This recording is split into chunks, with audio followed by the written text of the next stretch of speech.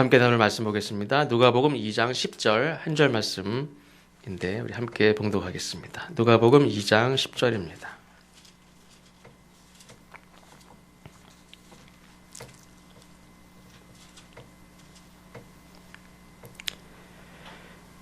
다 같이 읽겠습니다. 천사가 이르되 무서워하지 말라. 보라, 내가 온 백성에게 미칠 큰 기쁨의 좋은 소식을 너희에게 전하노라. 아멘. 그래서 11절 말씀도 읽으면 좋겠지만 오늘은 10절 말씀만 읽고 다음 주가 아니라 이제 수요일 저녁에는 바로 그 기쁨의 소식, 그분이 바로 예수님이라는 것을 요한복음에서 이렇게 말씀하는데 그 내용은 수요일 날 말씀을 드리겠습니다.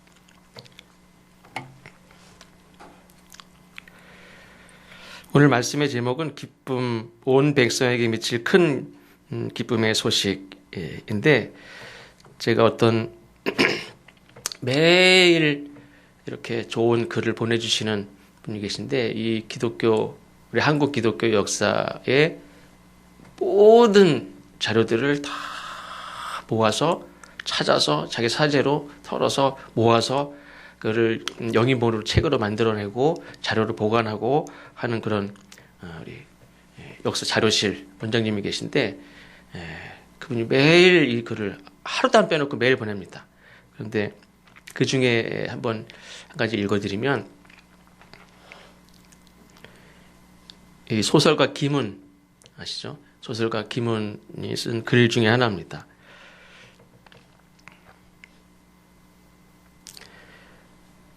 나이 80이 되니까 오랫동안 소식이 없던 벗들한테서 소식이 오는데 죽었다는 소식이다. 살아있다는 소식은 오지 않으니까 소식이 없으면 살아있는 것이다. 지난달에도 형벌되는 벗이 죽어서 장사를 치르느라고 화장장에 갔었다. 그러면서 긴 또 얘기가 있습니다. 그래서 이 분이 얘기하는 게 오랫동안 뭐 친구들이지만 그렇다고 뭐 매일 가끔 전화해서 하는 친구들도 있지만 뭐 오랫동안 연락도 안 하고 그랬던 친구들이 오랜만에 소식이 오는데 그 소식이 죽었다는 소식이죠. 이 초등학교 그다음에 뭐 이런 동창 모임도요. 요즘에는 저희 신학교 친구들 무슨 모임도 따로 있기보다는 누구 부모님이 돌아가셨다 할 때나 가야 그때 친구들을 만납니다. 평소에는 뭐 만날 기회도 별로 없고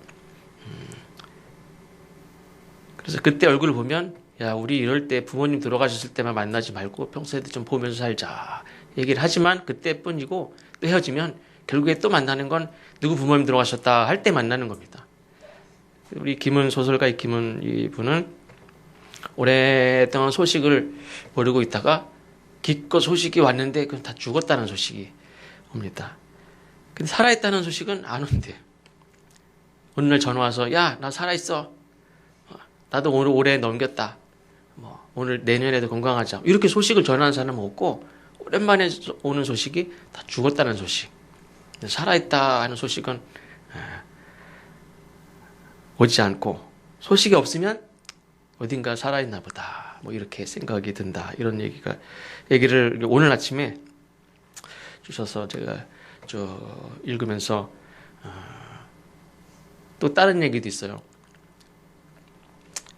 일본말로 잊어버렸는데 일본에는 나이 드신 이 정년퇴직하고 집에서 눌러 앉아가지고 밖에도 안 나가고 맨날 집구석에 앉아서 있는 그 남편을 뭐라고 한대요. 그거를 이제 한글말로 하면 젖은 낙엽이다 이렇게 얘기한대요. 일반 낙엽은 이렇게 쓰면 잘 쓰이잖아요. 근데 젖은 낙엽은 아무리 쓸어도 붙어가지고 떨어지지도 않고 그래서 부인이 밖에 좀 내보내려고 막 쓸어서 내보내는데 쫙 붙어가지고 안 나간다는 거예요. 집에만 붙어가지고 앉아가지고 속 터지는 아주 답답한 쫙 달라붙어서 밖에도 안 나가는 꼴보기 싫은 그런 남편을 젖은 낙엽 일본말로 뭐가 있었는데 잊어버렸습니다. 그래서 이것도 이제 어떤 노인분이 쓴 겁니다. 우리가 참 노인이 듣기에는 모욕적인 말이지만 그래도 우리 젖은 낙엽은 되지 말자. 우리도 나이가 들어도 할 수 있다고 생각을 하고 지레 포기하지 말고 뭔가를 계속 해보자. 나의 눈가에 주름이 지고 그게 문제가 아니라 사실 우리 마음속에 뭔가를 할 수 있다. 해보자. 내가 죽는 그날까지 뭔가를 하다가 할 수 있다면 하다가 죽어야지. 그런 마음을 잃지 말자. 그럼 제가 텔레비전 언제 한번 어떤 그 사람에 대한 소개를 보니까 나이 90이 넘었는데도 그 옛날 목수했던 분인데 그분이 저 어떤 섬 해안가 쪽에 사시는 분인데 지금까지 이렇게 좋은 나무를 쫙 가공을 해가지고 지팡이를 아주 단단하고 가벼운 지팡이를 다 만들어가지고 매년 이 노인정이나 노인들한테 다 보낸대요. 거의 5년, 10년 정도 해왔는데 지금 거의 3,000개를 만들어 보냈대요. 근데 지금 90이 넘었는데도 당신네 마당에 목공소 같이 다 이렇게 차려놓고 매일 지팡이를 깎아요. 다듬고 사포질하고 90대신 노인 할아버지가 자기가 죽을 때까지 이걸 할 거다. 이 얘기를 하시는 거를 본 적이 있습니다. 이런 이제 이야기를 들으면서 그런데 어쨌든 이 노인분들이 살아있으면 소식이 없고 소식이 없으면 살아있는 거고 소식이 오면 무슨 일인가 거의 영락없이 죽었다는 소식이 온다. 그런 얘기를 들었습니다. 그러니까 마음이 얼마나 철렁하고 그 소식을 들을 때 참 우리 또래 중에서 이미 간 사람들 생각하면서 나의 때를 생각하는 그러니까 얼마나 마음이 좋지 않을까 이런 생각도 하는데 오늘 말씀해 보니까 온 백성에게 미칠 큰 기쁨의 소식에 대해서 말씀을 하고 있습니다. 이따가도 말씀드리겠지만 이 온 백성에게 미칠 큰 기쁨의 소식은 젊은 사람에게만 주어진 게 아니고 뒤에 보면 시므온이라는 나이가 많은 이분에게도 얼마나 큰 기쁨의 소식인지를 그 이야기를 이 데오빌로에게 이렇게 이야기하는 장면이 나옵니다. 이 마태복음의 시작은 족보 이야기로 시작합니다. 공식적인 족보 이야기로 시작하고 마가복음은 지난주에 말씀드린 대로 이사야의 예언 이야기와 함께 회개함으로 주의 길을 준비하라 하는 말씀으로 시작을 한다면 이 누가복음은 축복하는 그런 메시지입니다.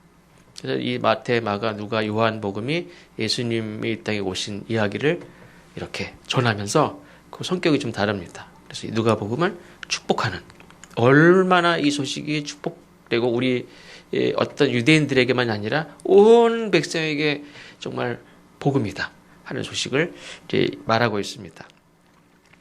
오늘 읽은 말씀 천사가 이르되 무서워하지 말라. 내가 온 백성에게 미칠 큰 기쁨의 좋은 소식을 너희에게 전하노라. 이 예수님의 탄생 이야기와 관련해서 이 누가가 소개하는 사람들 오늘 몇 명을 말씀을 드리겠는데 첫 번째로는 참으로 신실하고 경건하게 살아가는 그런데 평범한 사가랴와 엘리사벳 이 부부에 대한 이야기가 제일 첫 번째입니다. 근데 이 누가복음을 누구에게 보내는 편지냐? 데오빌로 각하 이렇게 표현하죠. 누가는 의사였고 그 다음에 데오빌로는 로마에서 각하 이런 표현은 총독 이상을 지낸 사람들에게 붙이는 존칭입니다. 각하. 그러니까 총독이든지 총독을 역임한 사람이든지 그런 높은 로마의 지위를 가진 사람입니다. 데오빌로에게 예수님에 관련된 이야기를 전하면서 제일 첫 번째 이야기가 뭐냐면 어떤 노인, 평범한 노인의 가정의 이야기입니다. 근데 그분이 어떤 분들이냐? 정말 진실하고 경건한 사람들. 지난주에도 말씀드린 대로 말라기 시대와 같은 시대였다고 그랬죠. 형식적인 제사를 드리고 위선적인 신앙에 빠져 있고 자기들이 사망의 음침한 골짜기에 빠져 있는 줄도 모르고 그러면서 내가 그래도 할 도리는 다 안다고 생각하고 제사장 노릇하고 집사, 장로, 권사 노릇을 하고 또 율법을 가르치고 율법을 배우고 율법을 행한다고 막 하지만 사실은 말라기 시대와 같은 위선적이고 형식적인 제사에 빠져 있는 저어는 것 갖다가 바치고 하는, 내가 뭘 잘못했는데 하는 그런 시대에, 다 그런 시대에 어떤 노인 부부가 있는데, 이 부부들은 정말 하나님 보실 때 진실하고 경건하고 참되고 한 그런 부부 이야기를 이 로마 총독을 지낸 이 데오빌로라는 사람에게 예수님과 관련된 이야기를 전하면서 첫 번째 이야기로 씁니다. 근데 이 로마 총독을 지낸 혹은 총독에 재직하고 있는 데오빌로라는 사람에게 예수님의 이야기를 잘 들려주면서, 사실은 그 당시는 예수님을 믿는 사람들이 핍박을 받는, 예수님을 믿는 그 신앙이 인정되지 않고 무시를 당하고 핍박을 받는 시대였거든요. 근데 로마 총독을 지낸 이 데오빌로라는 사람에게 예수님에 관한 이야기를 할 때, 그 관련된 많은 사람들의 간증을 이야기할 때, 이왕이면 로마의 어떤 총독을 지낸, 아니면 로마의 어떤 영향력이 있는, 어떤 칭찬받는 이런 사람들의 이야기를 많이 이야기하면, 그 로마 총독을 지낸 이 데오빌로가 볼 때, 나도 그 사람 알아. 그 사람도 예수 믿는구나. 이런 공감이 될 텐데, 사실은 유대의 이름도 모르는 어떤 노인 부부의 이야기를 하면 이 로마 총독이 그거를 크게 이렇게 와닿을까라고 생각하고 이야기를 안 쓸 수도 있어요. 근데 이 누가는 그 유대인들 중에서도 잘 모르는 그냥 일반 평범한 노인의 부부의 이야기인데, 이 이야기를 로마 총독에게 첫 사례 이야기로 소개를 합니다. 근데 이 부부는 아이를 낳을 수 없는 이제 상태에 있는 상황인데, 하나님의 은혜로 아이를 낳게 된 그 아이가 이스라엘 사람들이라면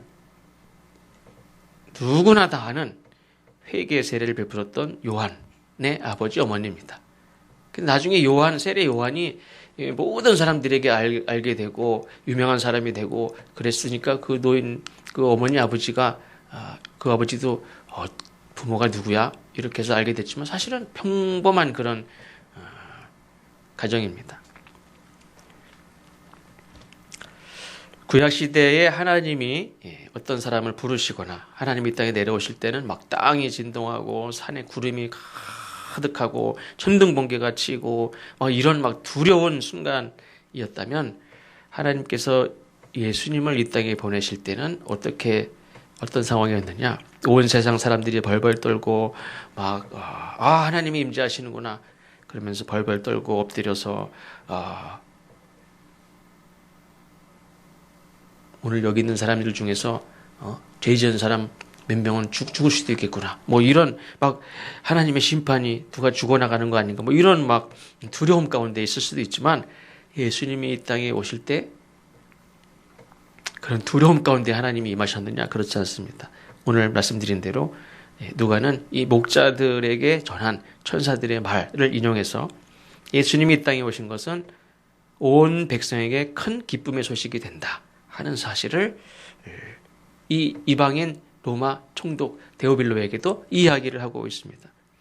예수님이 이 땅에 오실 때 어떤 일들이 있었느냐? 그 한 예가 신실하고 경건한, 아이를 낳지 못하는, 다 노인이 되는 이 부부의 슬픔을 바꾸어주셨다, 기쁨으로 바꾸어주셨다 하는 이야기를 제일 먼저 하고 있습니다. 그러니까 아까 그냥 진실하고 경건한 노부부 이야기를 하는 게 아니라, 이 예수님이 이 땅에 오시면서 그 아이를 낳지 못하고 늘 슬픔 가운데 있던 그 가정에 아이를 주시고 슬픔을 기쁨으로 바꾸어 주신, 아주 평범한 가정이지만 그 가정에 기쁨을 주시는 그런 일들이 예수님이 오시면서부터 이런 일들이 있었다는 것을 이 데오빌로에게 말하고 있습니다. 그래서 근데 이런 일들이 어떤 그 유대인들 중에서 어떤 노인들, 어떤 한 가정에만 있었던 일이냐? 그렇지 않다는 거예요. 마지막에도 말씀드렸지만, 이 예수님이 이 땅에 오심으로 인해서 슬픔과 절망 가운데 있는 사람들이 기쁨을 누리게 되는 것은 이 한 가정이 아니라 온 백성에게 미칠 것이다 하는 것을 말씀하고 있습니다. 또 두 번째가 있는데, 누가복음 2장 22절 이하에 보면, 나이가 많아서 이제 죽을 날만 기다리던 한 노인이 등장합니다. 이 시몬이라는 노인이죠. 예수님이 이 정결 예를 행하기 위해서 예수님 부모님이 이렇게 예루살렘 성전에 도착했는데 거기 시몬이라는 그 분이 노인이 계셨는데 그냥 이제 나이가 많아서 죽기만 기다리고 있는 그런 나이가 많은 분입니다. 근데 예수님이 이 땅에 오셨는데 그 예수님이 지금 내 눈앞에 예루살렘 성전에 내 눈앞에 온 거죠. 근데 어떻게 보면 오시려면 내 젊은 날에 오시면 참 좋죠. 근데 내가 곧 이제 죽어요. 그럼 왜 이제 오시나 이렇게 생각할 수도 있겠지만 그럼에도 불구하고 이 곧 예수님이 이 땅에 오셔서 예수님이 행하신 많은 일들을 보고 경험하고 내가 다 보고 경험하고 체험하고 이런 경험을 하지 못할 수도 있어요. 그냥 곧 죽을 수밖에 없는 노인이지만 그 사람에게도 큰 기쁨의 소식이다 하는 것을 바라는 겁니다. 이 나이 많은 노 선지자의 반응이 어땠느냐? 누가복음 2장 28절 이하에 보면 하나님을 찬송하면서 이렇게 말합니다. 주제여 이제 말씀하신 대로 종을 평안히 놓아주시는도다. 내 눈이 구원을 보았사오니 이는 만민 앞에 예비하신 것이요 이방을 비추는 빛이요 주의 백성 이스라엘의 영광이니이다. 예수님이 이 땅에 오신 것은 나이가 많아서 이제 아무 쓸모도 없어 보이는 노인이 곧 죽음을 이제 직면하게 될 이 노인에게도 예수님을 만났다는 게 그 자체만으로도 충분히 영광스러운 일이고 이제 만민을 구원하실 그 예수님을 배웠다는 거 그것 자체만으로도 내가 죽어도 여한이 없다는 그 기쁨이 이 노인에게도 그러니까 이 기쁨은 베드로에게만 기쁨이 아니고 요한에게만 기쁨이 아니고 곧 나는 이 세상 예수님과 육신적으로 헤어져서 죽을 수밖에 없는 이 노인에게도 정말 너무나 큰 기쁨이었다 하는 것을 누가는 이 데오빌로 총독에게 이야기하는 거예요. 예수님이 이 땅에 오신 것은 앞으로 세상을 좀 바꿔보려고 의욕을 가지고 막 열정을 가지고 있는 사람에게만 큰 기쁨이 아니고 하나님의 나라를 이제 내가 하나님 앞에 헌신하고 충성스럽게 일해서 쓰임받는 그런 삶을 살아야지 하는 사람에게만 기쁨이 아니고 세상을 마감할 사람에게도 정말 큰 기쁨의 소식이라는 것을 이 이방인 로마 총독 데오빌로에게 이야기하는 겁니다. 세상을 바꿔보려는 어떤 야망을 가진 큰 꿈을 가진 사람에게만 큰 기쁨이 아닌 거죠.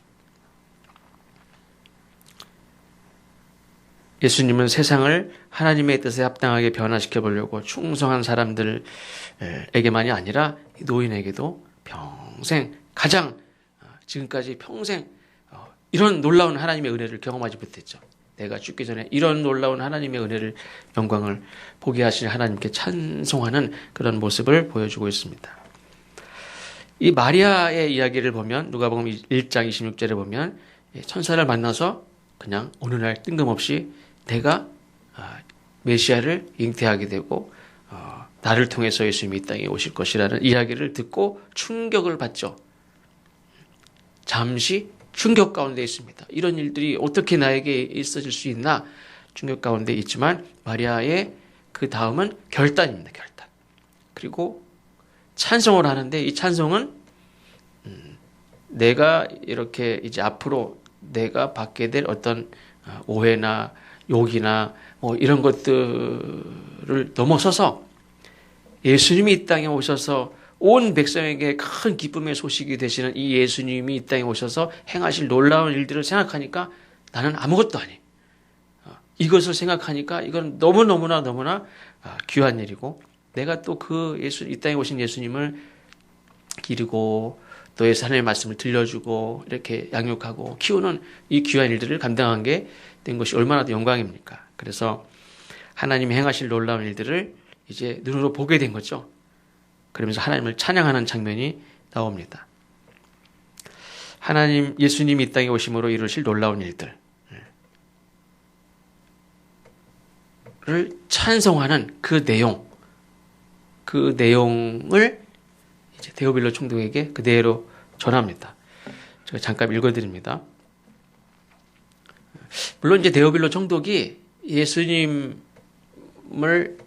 이렇게 자기에게 미칠 어떤 모욕적인 말이나 오해나 비난이나 무슨 뭐 험담이나 막 이런 것들이 많이 있지 않겠습니까?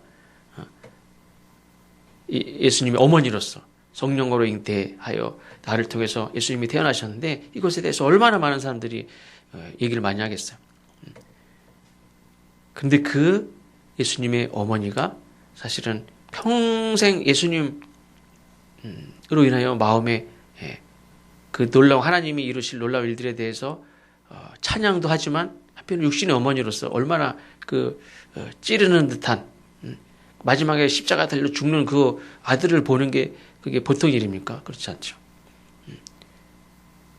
근데 그 어머니가 하나님이 이루실 놀라운 일들을 찬송하는 어떤 일들을 하나님께서 이루시길래 이 마리아가 그 자기에게 닥칠 모든 것들을 감수하고 하나님을 찬송하는지 그 내용을 그대로 갖다 적어서 데오빌로에게 이렇게 편지를 보냅니다. 그 내용이 그 마리아가 찬양한 내용.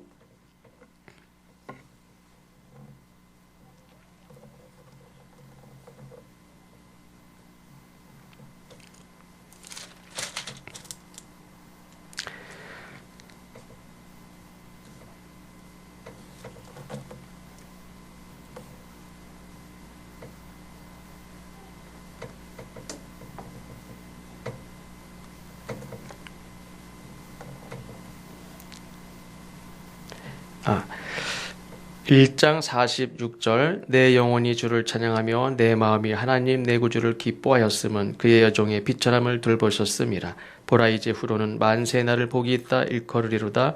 능하신 이가 큰 일을 내게 행하셨으니 그 이름이 거룩하시며 긍휼하심이 두려워하는 자에게 대대로 이르는도다. 그의 팔로 힘을 보이사 마음의 생각이 교만한 자들을 흩으셨고 권세 있는 자를 그 위에서 내리치셨으며 비천한 자를 높이셨고 줄이는 자를 높은 좋은 곳으로 배불리셨으며 부자는 빈손으로 보내셨도다.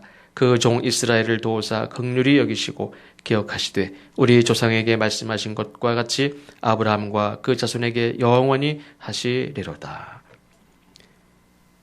이 마리아의 신앙 고백을 그대로 적어서 이방인 로마 총독에게 이거를 읽힙니다.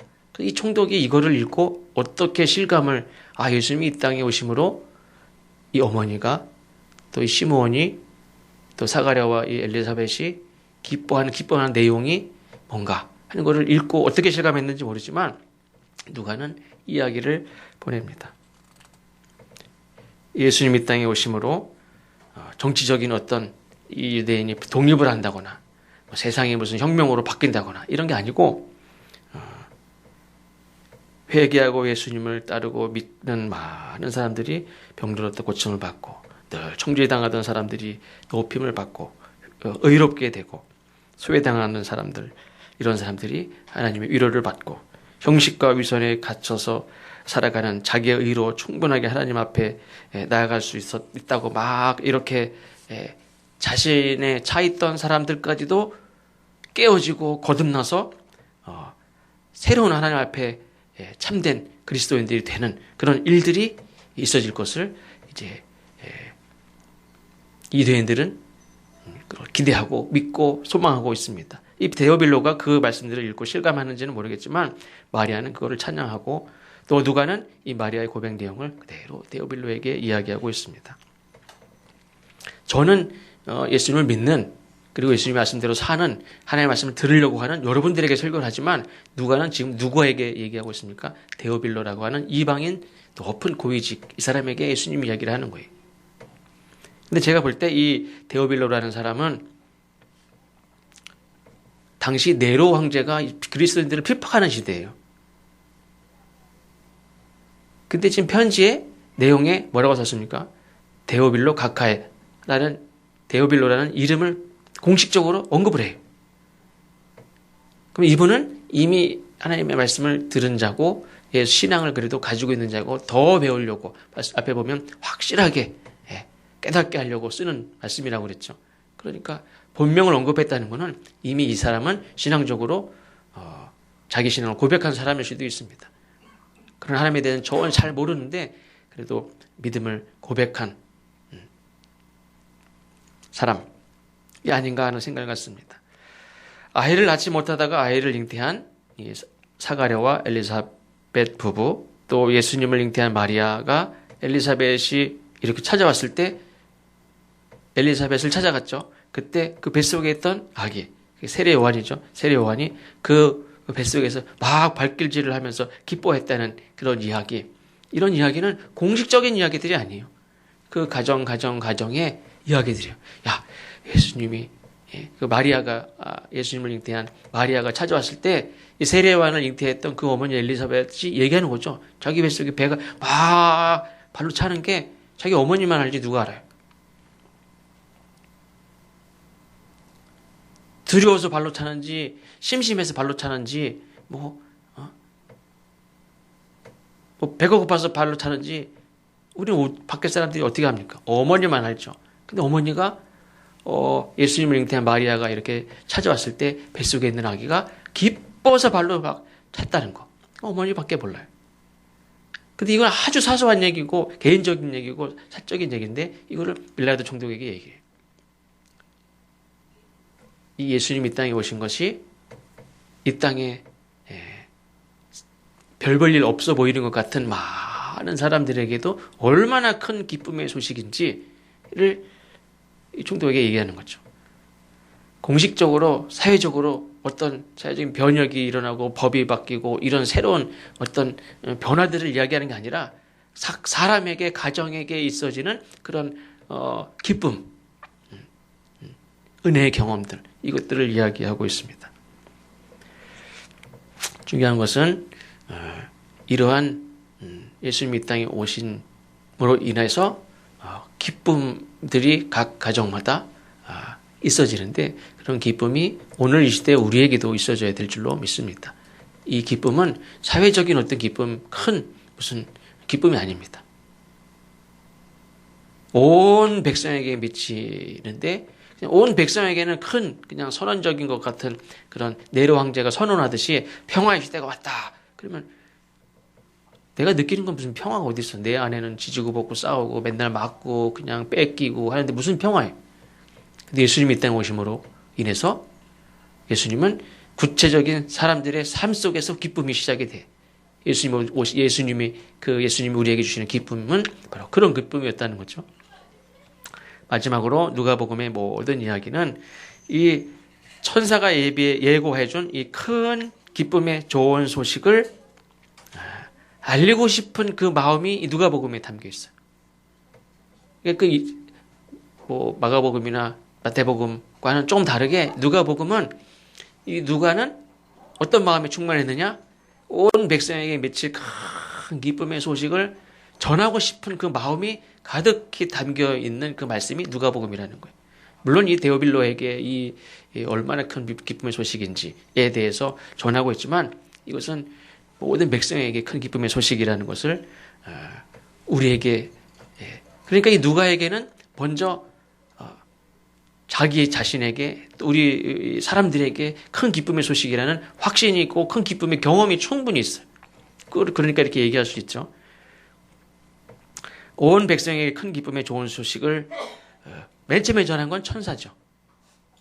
천사가 목자는 백성들에게 그 이야기를 또 데오빌로에게 전하는 자는 누가입니다.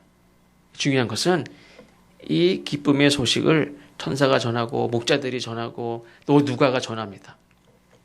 이 기쁨의 소식을 우리들도 전할 수 있는 사람이 되는 것이 참 중요합니다. 듣는 자가 아니라 듣는 것도 참 중요하지만 듣는 것으로 마치는 게 아니라 천사가 그 소식을 전하라고 명령을 받은 천사는 또 얼마나 기뻤겠어요. 요나는 니느웨에 가서 회개하면 살 수 있다는 그 소식이 복된 소식이지만 요나는 그걸 전하기 싫어했어요. 죽어도 싫어했어요. 근데 이 천사는 기쁨의 소식이니까 한숨에 달려와서 목자에게 예수님이 태어나신 날 그 근방에서 양을 치던 목자들에게 이 소식을 전해줬어요. 이 천사는 기쁨으로 막 이렇게 소식을 전했어요. 목자들도 이 소식을 전했어요. 그리고 더 간절한 마음으로 이 데오빌로에게 이 소식을 막 절절하게 우리 삶 속에 이런 할아버지 할머니들, 이런 가정에 이런 일들을, 이런 고백들을, 기쁨들을 막 적어서 이 소식을 전하는 누가의 마음을 우리가 알았다면 사실은 이 소식을 그런 똑같은 마음으로 전할 수 있는 우리 모두가 되어야 될 줄로 믿습니다. 그 마음이 그래서 이 성탄절은 예전에 성탄절 되면 행사가 있어서 즐거운 게 아니라 아이들이 뭐 발표해서 즐거운 게 아니라 선물을 받아서 즐거운 게 아니라 천사의 마음, 목자의 마음, 누가의 마음 똑같은 마음으로 오늘 이 시대에도 여전히 그 마음으로 내게 먼저 기쁨이 있는 거죠. 이 기쁨을 전할 수밖에 없는 그런 마음이 충만해지는 저와 여러분 되시기를 주의 이름으로 축원합니다. 기도하겠습니다. 하나님 감사합니다. 예수님께서